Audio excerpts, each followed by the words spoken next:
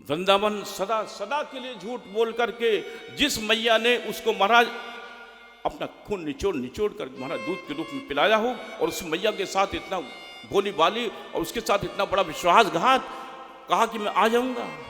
कृष्ण जानते थे, लेकिन तुमने इतना छल किया था इन भोले भाले लोगों के साथ। इन्होंने क्या बिगाड़ा था? मैया ने क्या बिगाड़ा था तुम्हारा? कह देते मैं नहीं आऊंगा।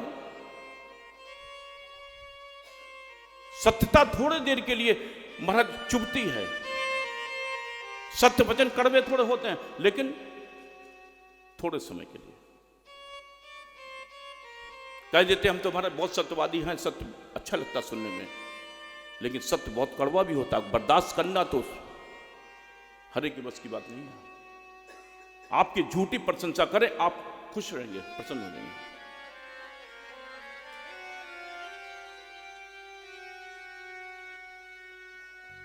प्रातःकाल रथ तैयार हुआ, कृष्ण मथुरा की तरफ प्रस्थान किया।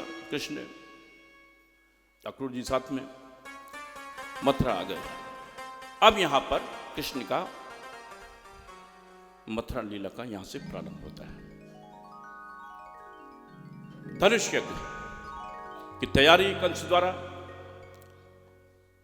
जितने गोप बालक थे, नंद बाबा वगैरह थे, सभी लोग महाराज नगर देखने के लिए सभी ने देखा बड़ा सुंदर है। बाबा आदि उपनंद नंद सभी जहां रुकने की व्यवस्था थी, जहां धनुषक था उनके लिए इंतजाम था, सभी लोग गए, पहुंच गए।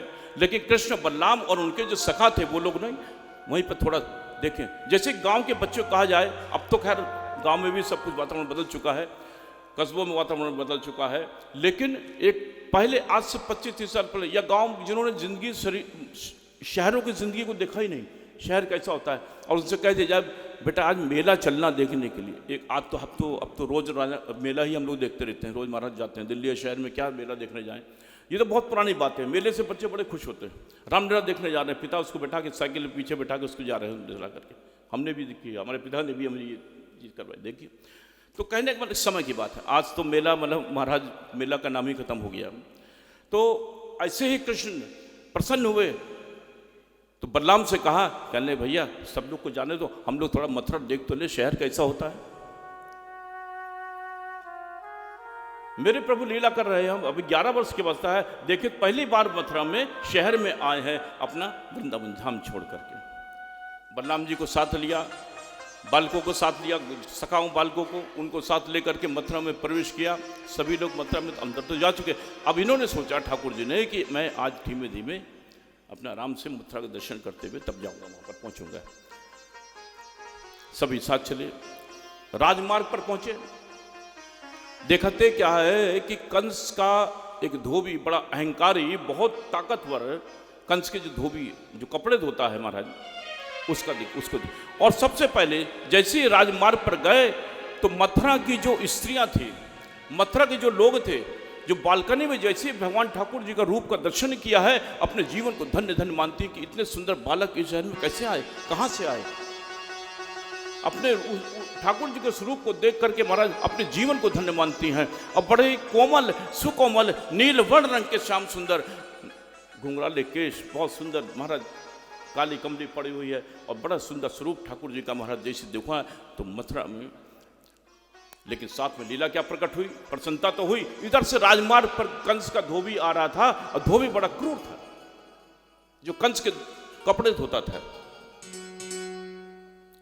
जैसे धोबी को देखा नगरवासियों ने कहने लगे, भैया कृष्ण बलराम को कहा, बच्चों थोड़ा यहां से थोड़ा दूर हो जाओ, ये कंस का धोबी है, बड़ा ही क्रूर है, जिसे भी अपने रास्ते में देखता है उसी को महाराज उसका उद्धार ये मार देता है, उसको उसे सहन नहीं हो सकता कोई इसके मार्ग में आए।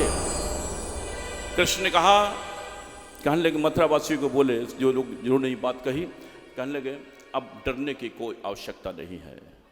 मथुरा में अब तुम्हारा कंस नहीं, अब कृष्ण आ गया है, इसलिए अपने इस अज्ञान के अंधकार को समाप्त कर दो, विदीर्ण कर दो। अब मथुरा की धरती पर मर कंस नहीं, कृष्ण रहेगा। और धोबी का दर्शन किया, दर्शन जैसे देखा धोबी ने कि महाराज, और कहा कि तुम कौन हो, कहां से आए, मेरे रास्ते में कोई आने की किसी की हैसियत नहीं कि सामने जो खड़ा हो जाए। कृष्ण ने कहा, कहने महाराज स्वागत तो सामने से ही तो होता है, धोबी से बात बर्दाश्त नहीं हो महाराज, नहीं सहन कर पाया, धोबी से बात बर्दाश्त नहीं हुई, अपने सामने देख ही नहीं सकता, मारने के लिए महाराज तैयार हो गया। और भी धोबी थे गधों पर महाराज लदे हुए सब, तुम्हारी हिम्मत सामने खड़े हो। कृष्ण ने कहा भैया स्वागत तो सामने से तो किया जाता, अब कृष्ण की आदत है छेड़ने की, अगर मित्रता करेंगे तो छेड़ करके मित्रता करते हैं, राधा रानी से छेड़ करके मित्रता करते हैं कृष्ण, ऐसे तो हो नहीं सकते, तो छेड़खानी कृष्ण का स्वभाव है। तो कहा सामने से महाराज आपका स्वागत मैं करूंगा, कल मैं दिखाता तुम्हें स्वागत करना कैसे। उस धोबी ने कृष्ण को मारना चाहा, 11 वर्ष के साधारण बालक समझ रहा था, महाराज भगवान ठाकुर जी ने कि एक हाथ का जरा सा इशारा किया, लगता है कितनी तलवारों की मार एक साथ ताकत उस हाथ के अंदर, जरा सा इशारा किया, धोबी का सर महाराज कट के धड़ से अलग हो गया, उसको उद्धार कर दिया। बोले श्री कृष्णचंद्र भगवान की। ये मथुरा की पहली लीला धोबी का उद्धार श्री भगवान यहां पर करते हैं। अब कृष्ण ने ये धोबी का उद्धार कर दिया, और जो बालकों ने और बलराम जी साथ ने, सभी जो महाराज कंस उस धोबी के साथ लोग थे, उनका भी सबसे कोई इधर फेंका, किसी को इधर फेंका, महाराज हाहाकार मचा दिया था। अब सभी समझ चुके मथुरावासी कि ये कोई साधारण बालक नहीं है, ये कोई महाराज अलग ही है। सबने देख करके उनको अपना जीवन धन्य माना। तो मथुरा की जो भगवान कृष्ण की सर्वप्रथम लीला धोबी का उद्धार श्रीमद् भागवत में आ जाए। सबसे भगवान श्याम सुंदर ने देखा, कृष्ण ने देखा, अरे ये कपड़े तो बड़े रेशमी हैं, बड़े कीमती मालूम पड़ते हैं। अब ये गांव के बेचारे, इन्होंने क्या देखे रेशमी कपड़े, क्या वही गांव के रहने वाले बेचारे सीधे साधे। वस्त्रों को देखा, बड़े कीमती है। तो ठाकुर जी ने कहा, कहने बलदाऊ भैया बड़े लगता मामा के हैं, बड़े सुंदर हैं, अगर काश ये हमें कोई फिटिंग कर दे, कोई दर्जी मिल जाए तो हमें पहन के देखूं कैसा लग रहा हूं। बलराम बोले, हाँ, यहां कौन करेगा फिटिंग, चलो आगे बढ़ते हैं। ठाकुर जी को लेकर बलराम जी आगे बढ़े, एक राजमार्ग से अलग हटे, शहर के अंदर प्रवेश किया, गली में गए तो दर्जी एक मिला। दर्जी को कहा श्री भगवान ने, कहने लगे क्या भैया तुम हमारे नाप की फिटिंग के कपड़े बना दोगे क्या? आओ प्रभु आओ, मैं तुम्हारा श्रृंगार करता हूं।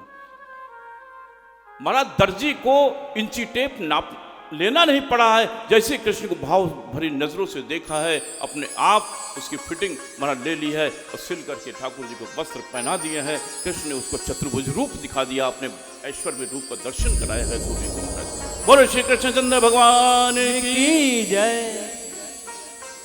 अब मेरे प्रभु ने सोचा अब वस्त्र तो हो गए, वस्त्र तो बहुत बड़े थे ना, फिटिंग किया दर्जी ने, वस्त्र हो गए, अब क्या होना चाहिए साथ में? चलो भाई, जब वस्त्र को हमने पहन लिया यहां पर, अब कोई इस पे महाराज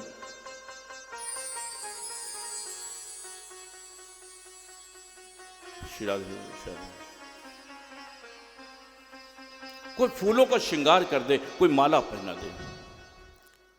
ठाकुर जी आगे गए, सुदामा माली के पास पहुंचते हैं श्री भगवान। सुदामा माली ने महाराज बहुत सुंदर माला बनाई फूलों की और कृष्ण के गले में डाली।